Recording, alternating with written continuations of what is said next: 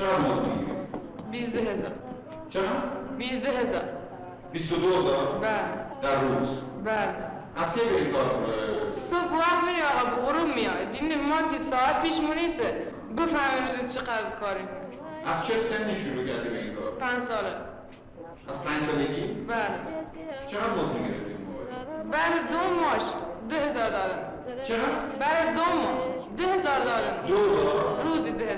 بله. روزی 2000. بله. بعد 5 سال داشتی. بله. شما سش که پیش رفت ستان و خوده جاخه و جاخه درنگی جاخه نخوده پشومد نخوده پیش رفت توش ملکه نخوده پشومد چره بسمد چار تاوت چینید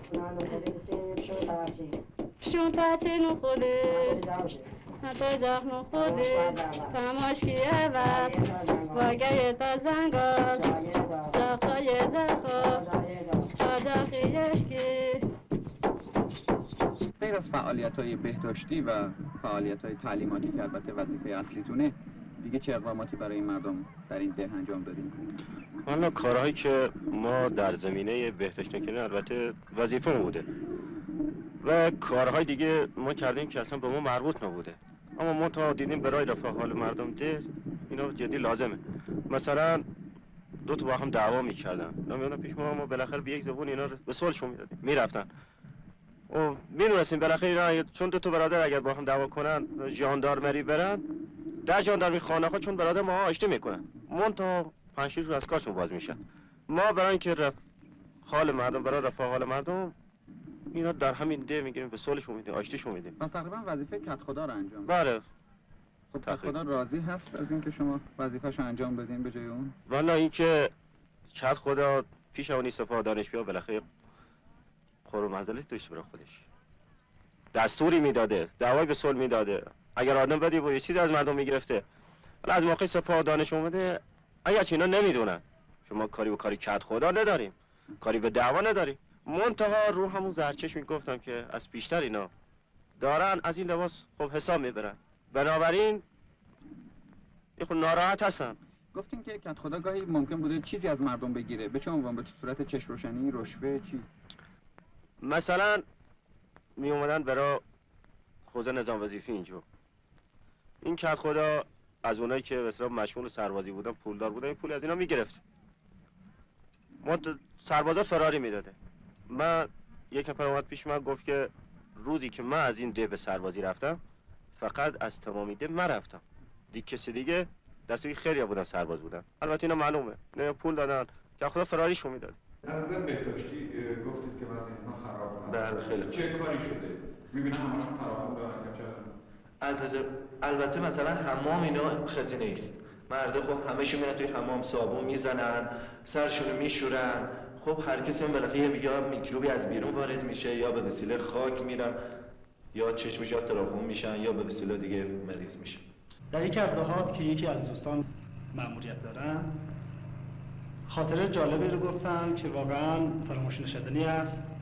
گفتن که من چون دیدم حمام خزینه‌ای هست لازم دونستم که حتما برای دوشی کردن اقدام کنیم و برای یک مدت لازم شد که در خزینه رو ببندیم، اصلا اون حمام رو درش قفل کنیم. لیکن پس از چند روز یک عروسی در ده اتفاق افتاد که مادر و پدر، داماد، مادر پدر عروس اومدن خواهش کردن، التماس کردن که خواهش میکنیم حتما و حتما در خزینه رو باز کنیم که عروس یک دفعه از خزینه استفاده کنه. اگر استفاده نکنه در این زناشوییش حتما بدبخت میشه. البته یه چی دیگه هم بود، اینا خیلی به خرافات عقیده دارن. خب ما نمیتونیم زیاد مثلا بزنیم تو چیزشون بگیم نه اینجوری نیست، چون بابا میگن لامذهبه. مثلا روزی که من این تو ده اومدم گفتن آقا از این راه نرین جن داره. گفتیم جن چیه؟ گفتیم اینجا ساز میزنن میخونن. جنا ساز میزنن. و یک روز یه شما با یکی از همین اهالی گفتم بیا بریم این جنا رو من ببینم. موقع رفتیم اونجا گفت اینا کجا؟ گفت اینا از سپاهدانش تحصیلات فرار کردن. به خاطر لباستون؟ به خاطر لباس. در اکثر کلاس‌های سپاهی دانش در این منطقه من دیدم که دخترها و بچه‌های خیلی کم سال رو در دو کلاس جداگانه دختران و پسرانه درس میدن. علت این چیه؟ این تعصبی است که در اکثر دهات ایران هست. اینجا هم که محل مأموریت ما هست این تعصب بیشتر وجود داره و خیلی متعصب هستن و نمیخوان دخترها با پسرها یه جا بشینن درس بخونن. من دیدم که کلاس اکابر سپاهی دانش دهکده فقط دخترای جوان اومده بودن، زنای بزرگ نیومده بودن. چرا ما نمیان سواددار بشن؟ اونا مثلا یک بار خیلی بیفهمن، نمیفهمن، میگن سواد داشتن مرفوضشو ای میدونن. بعضی سواد داشتن مرفوضشون ای میدونن؟ بله اینجا بعضی نه الان اون تو کلاس هستن، نه اونجا نشستن. همزاد ما خیلی هستن. منتها ما یه خورده قد ما اونا بلندتشه. خب چرا کلاسای دخترانه و پسرانه از هم سوان؟ خب برای اینکه چی شد؟ میشه دختر پسر همپا باشه. امروز دختر پسر هم پسری چه فرق میکنه همپا باشه؟ چه فرق میکنه؟ امروز این دوره خرابه. میگی بای نامرم خوبه و بای نامرم بگیره. خب تو این دهکده که من میبینم که زنان رو نمیگیرن که. نمیگیرن. چرا؟ بعضی یک بفهمن میگیرن، نه اونا نمیفهمن نخیر. خب شما که الان رو نگرفتید. خب ما اینجا میگیریم خارالگیه. استعداد فهم عمومی این مردم چطوره؟ من فکر میکنم که شاگرد با استعدادی که در ده گیر میایه در شهر نیسته. چون من شاگرد دارم یک دفعه درس براش میخونم، دفعه دوم بلند میشم بدون اینکه قبلا یا قرآن خونده باشه یا یه دفعه از روی کتاب خونده باشه، هیچ یک دفعه که براش میخونم خیلی با استعداد. فندق است گله فندق بسیار قشنگ است فندق و پسته را نباید با دندان شکست. تهران پایتخت ایران است. شاه در تهران زندگی می کند. تهران شهر بزرگی است. ژاله و بیژن در تهران به دبستان می‌روند. ژ خب حالا چی درس یاد گرفت؟ اینا درس یاد گرفتن درس نمونده. یاد گرفتی؟ چی یاد گرفته؟ خیلی خوب. تو باش.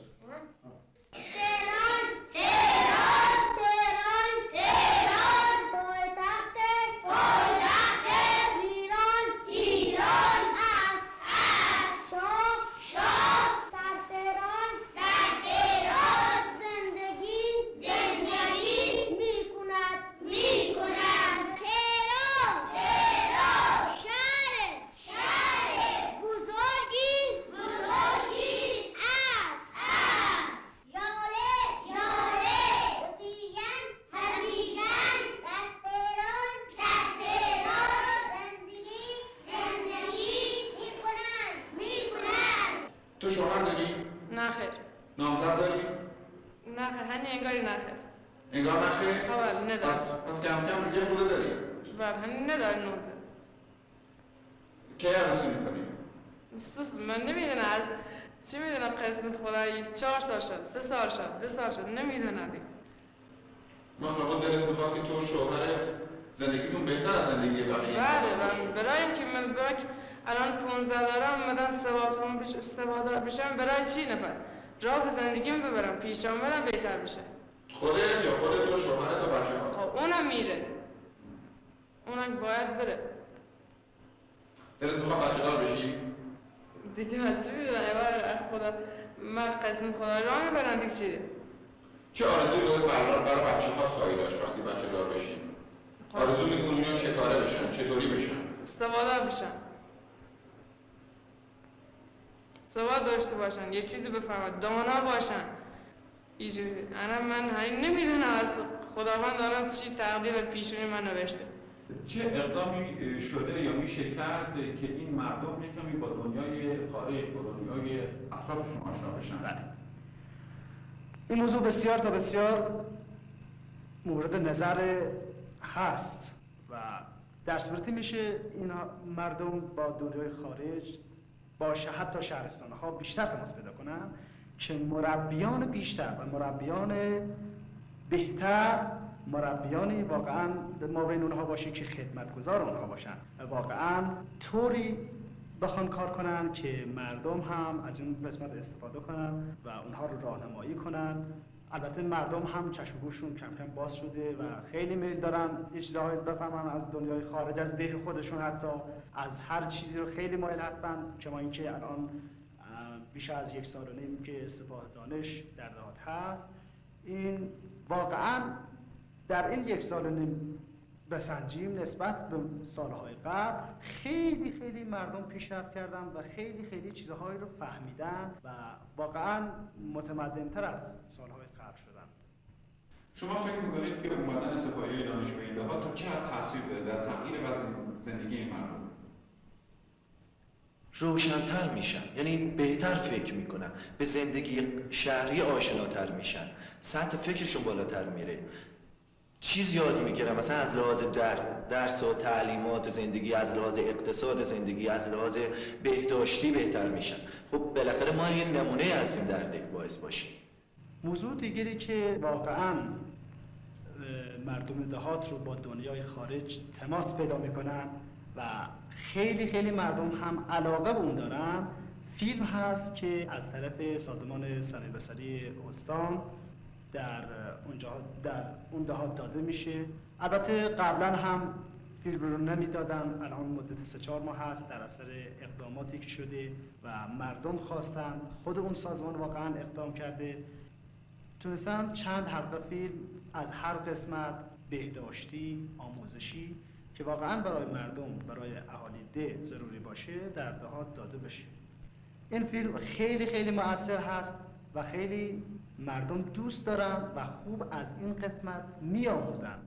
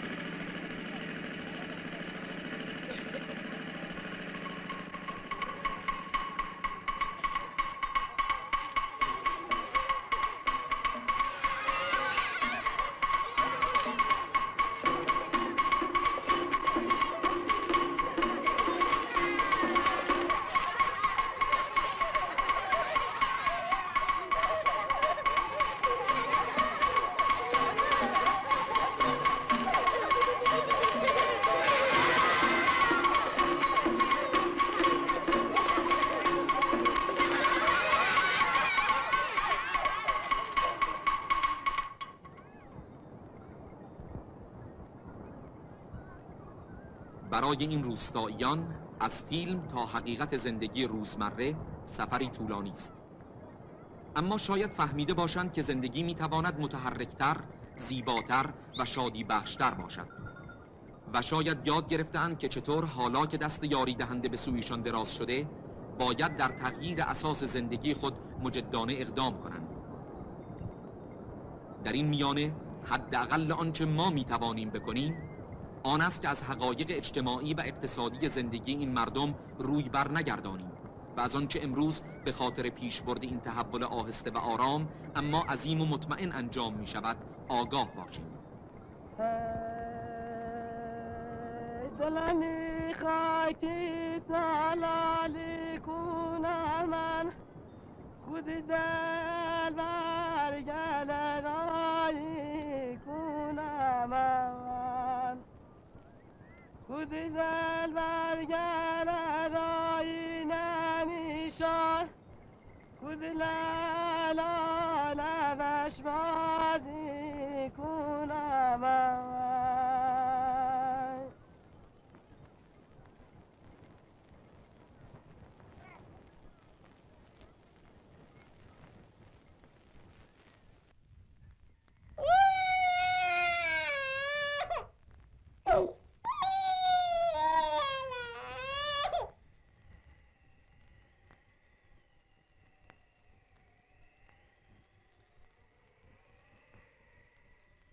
کوهپایه در 40 کیلومتری کرمان پربرکت‌ترین دهستان کم برکت‌ترین منطقه ایران است.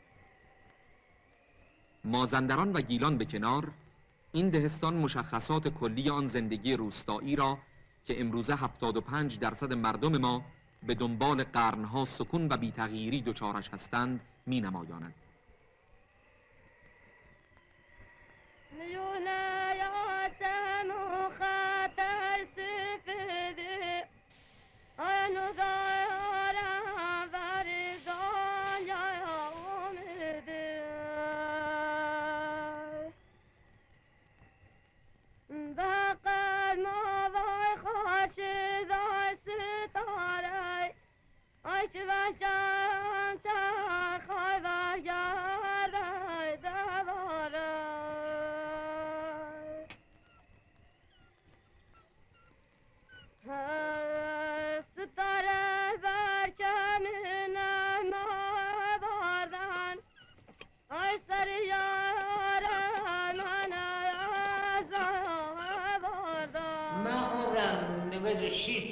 اگر شاهنامه رو خونده من ناصر سال کشتن 12-13 سال.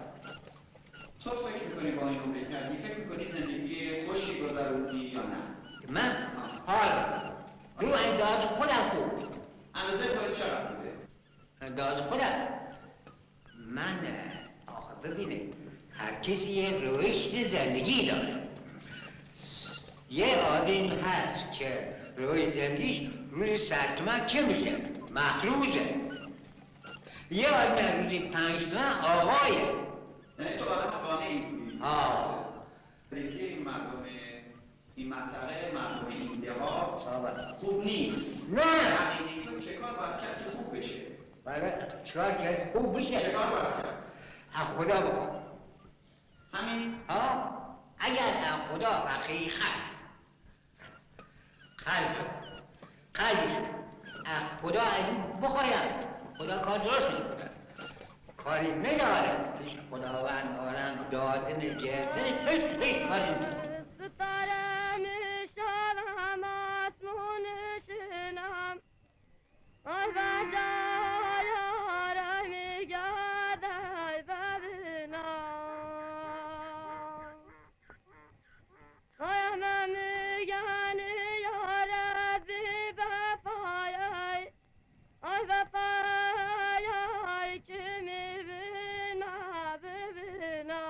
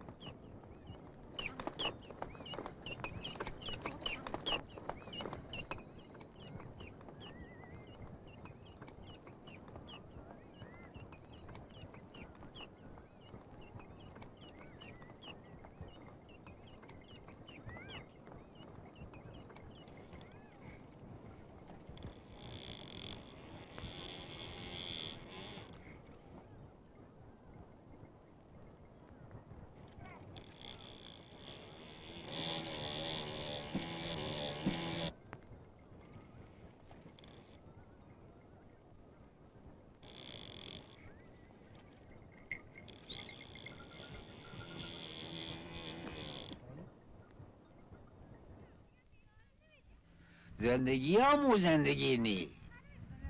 زندگی که اونا مردم جا دیدار زندگی مردم اینجا نداره. بیچاره جو میخورن، ارزان میخورن، بد میگذرونن، میبای هم بگذره، به بعد وقتی بیچارگی فرگی میگذره.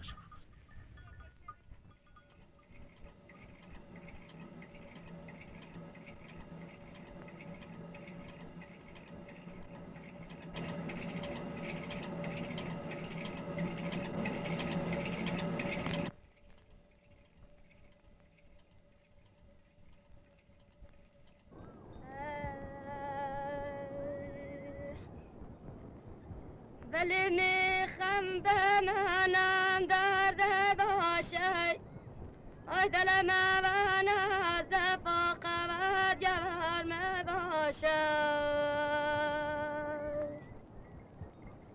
آی شریف موندنم برای بیامون، آی که بزا آبادی یا نامرد باشه.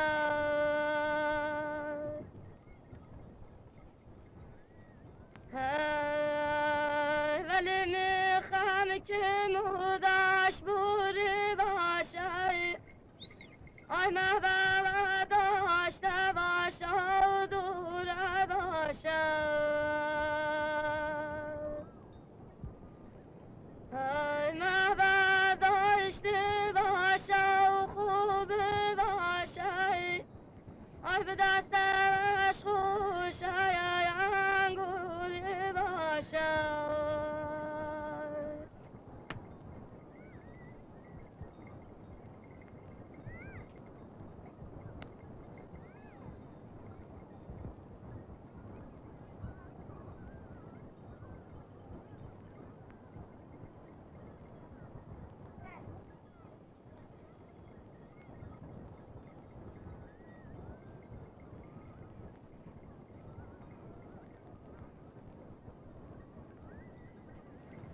عمر اگر خوش گذرد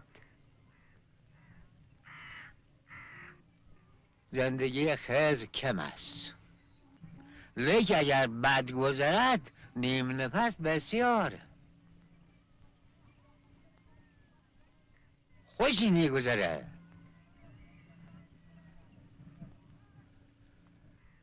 من توانایی وجودی که ندارم، یعنی قوت که ندارم. خب خوراک و تمیزی پاکیزه هم ندارم. خودی هم تعلیف هم چیزه.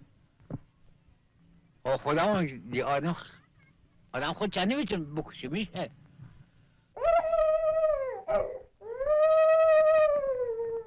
برای آنکه فرزندان این مردان سرنوشتی مشابه پدران خود نداشته باشند، باید که در این زندگی، در این سکون بی حد که شایسته انسان نیست، حرکتی دمیده شود.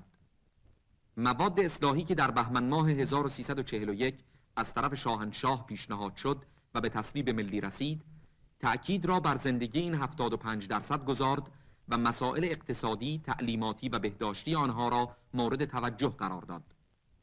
برای مبارزه با دشواری‌ها و مسائلی که حل آنها به احتمال سالیان دراز به طول خواهد انجامید، برای آگاه ساختن روستاییان از توقعات زندگی امروزی و در یک کلام برای ایجاد جهشی در راه پیشرفت، سپاهیان جوانی که به جای سلاح آتشین با قلم و دفتر مجهز هستند به روستاها گسیل شدند. بررسی کوشش‌های این جوانان پاک و ایدئالجو بسیاری از دردهای بزرگ اجتماعی ما را برملا خواهد کرد. امروز که به رهبری شاهنشاه به مبارزه با مشکلات برخاسته ایم، اجتناب از این پرده‌دری فقط منتج به این خواهد شد که حقایق را در نیابیم و نتوانیم با هوشمندی در جستجوی چاره باشیم.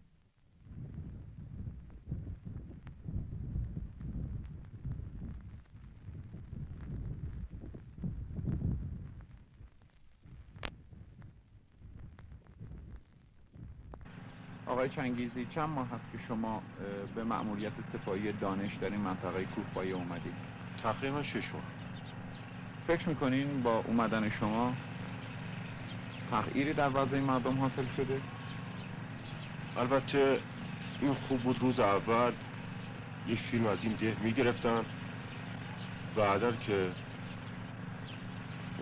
بعد از اومدن ما بالاخره مقایسه میکردن میفهمیدن که چقدر تغییر کرده. روز اولی که من تو ده اومدم، موقعی که یک روز رفتم دم تو خونه که از اهالی دیدم این گاوشه همونجا که میخوابه غذا میخوره همونجا بسته. من اینقدر ناراحت شدم که نتونستم اصلا با این صحبت کنم و بعدا این موضوع با یکی از رفقای که صفای دانش بود در میان گذاشتم. گفت که چون اونشون قبل از من اومدن اینجا، گفتن که زیاد ناراحت نباشید، اینا زیاد خواهید دید. و بعدا که من میرفتم تو مجمع میدن جدی که اون رفیق من راست گفته. خلاصه در اثر راهنمایی که ما کردیم الان بچه‌مون خیلی خوب نشده، ولی خب تغییر کرده، چون روز اول اینا زیاد مشکل شده. آقای دقیقی، چند ماه است که شما به مأموریت سپاهی دانش در این منطقه کار می‌کنید؟ 7 ماهه. ممکنه برای من توضیح بدین که این مأموریت به عنوان یک تجربه شخصی برای شما چه مفهومی داشته؟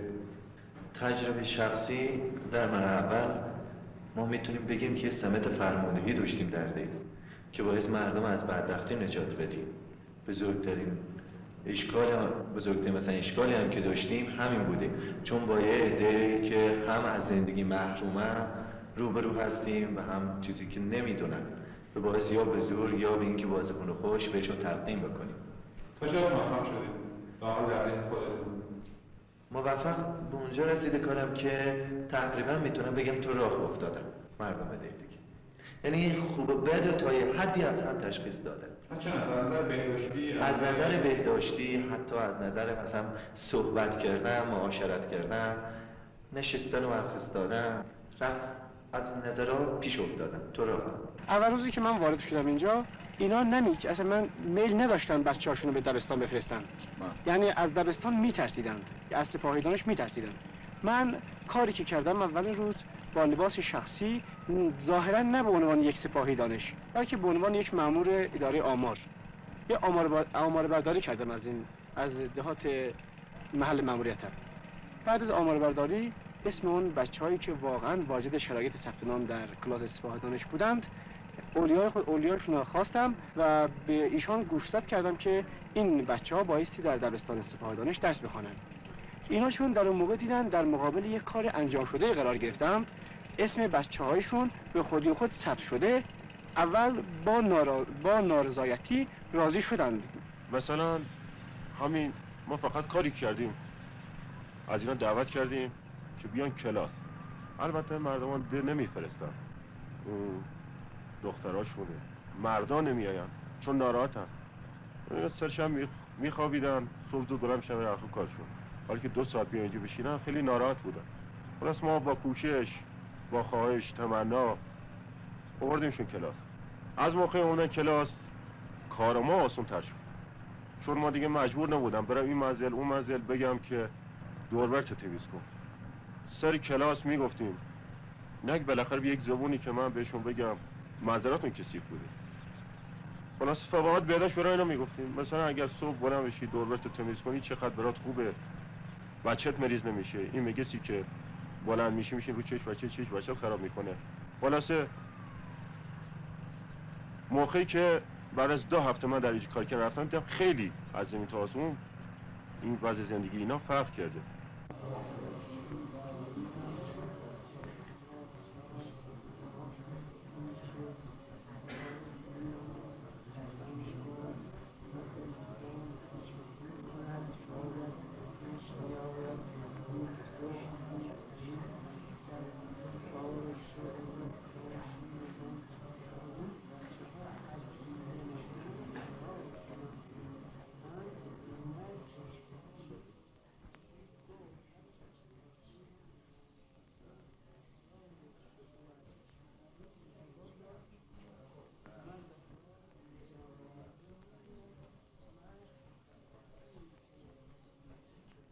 اسم شما چیه؟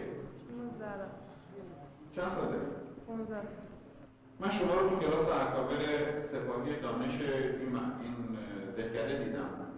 برای چی شما میخواین سواد یاد بگیرید؟ برای اینکه کاری بتونی انجام بدیم، بفهمیم از کوری نجات بشیم.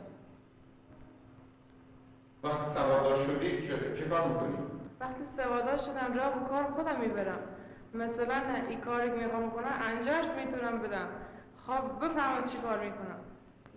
کم از کوری نجات میشیم. فکر میکنی که وضع زندگی تو بهتر میشه؟ بله، پیش آمدم بهتر میشه. وضع کار و کسب مردم این دهاتی که شما دیدید در این کوهپایه چی هست؟ از چه راه زندگی میکنن؟ بیشتر از دو راه اینها امرار معاش میکنن. یکی این که بچه‌ها و زناشون رو میفرستن در کارگاه‌های قالیبافی کار میکنن، دیگه این که از راه کشاورزی. کشاورزی اینجا عمده است؟ نه خیر، نمیشه گفت کشاورزی. یعنی زمیناشون مساعد برای کشت محصولات نیستند. همش که ملازم فرمایید سنگ است و کوه است و تپه. از نظر بهداشتی و از نظر اقتصادی این دو تا سوال هستن. وضع مردم منطقه شما چطوره؟ از نظر بهداشتی که عقب افتاده است. از نظر اقتصادی چون که تا قدیم تقریبا میتونم بگم تا پیش از اونی که ما تو دهات بیاییم ارباب رعیتی که بوده کنار و اربابا به هر طریقی میتونستن خون اینا رو میبکیدن. فرضاً دو تا سرباز و مرد سربازش به حوزه نظام وظیفه معرفیش نمیکرده که تا ابد زیر دستی باشه، تو هر کار خواستش بکنه دست به سینه‌اش باشه، جلوش نتونه بشینه، نتونه هیچی خود مختار باشه. خب الان در این منطقه خود اصلاحات ارزی شده؟ بله شده. تأثیری گرفته در وضع مردم؟ تأثیرشو اونا حالا خودشون تشخیص نمیتونن بدن، چون که یه چیز ظاهری رو میبینن. فرضاً یه ده بهش داده خوبم هسته، اما مرد خوب وسایل کافی تحت اختیارش نداره. از این لحاظ نمیتونه از اون زمین درست استفاده ببره. الان در ده ما یه زمین تقسیم میشه، مرد خیلی هم خوشحاله، داره خیلی هم جدیت میکنه روی کارش که زمین آباد بکنه، درآمدی بهش اضافه بشه، اما خب بازم راهش بلد نیسته که چه کار بکنه از این زمین که امسال 100 من گردن برداشت، سال دیگه 150 من برداره. همون روش قدیمشون همون اجرا میکنه. از این لحاظ نمیتونه پیش. این صدای علت این که فرمودین که این پدر مادرها زیاد روی خوشی نشون نمیدادن به اینکه بچه‌هاشون سر کلاس‌های سپاهی دانش حاضر بشن چیه؟